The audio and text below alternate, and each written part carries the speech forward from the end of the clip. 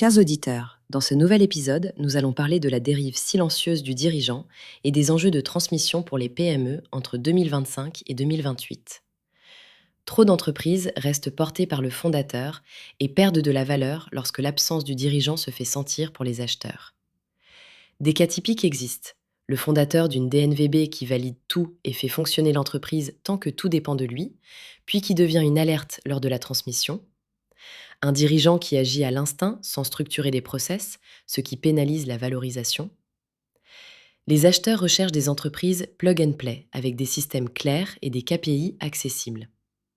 Chez Scale2Sell, nous constatons que la clé est d'adopter une grille d'auto-évaluation, se regarder comme un acquéreur et répondre à des questions sur les risques internes, les dépendances fonctionnelles et les processus qui ne survivraient pas à une absence. Il faut construire une équipe noyau autonome, DAF, RH, Ops, formaliser entre 10 et 15 processus critiques et mettre en place des rituels de pilotage, dashboard, réunions structurées et suivi des KPI. Documenter la marque et les méthodes devient aussi un facteur de valorisation. Pour une fenêtre de session, on peut envisager 3 années. Année 1, structurer et déléguer. Année 2, stabiliser.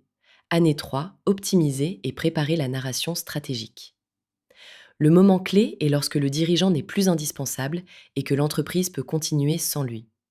Les signaux incluent être le goulot d'étranglement, pouvoir s'absenter sans tout ralentir et que les managers attendent des validations plutôt que d'agir.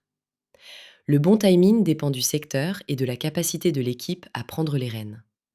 En résumé, la maturité d'une PME se mesure à ce qui peut fonctionner lorsque le dirigeant s'efface.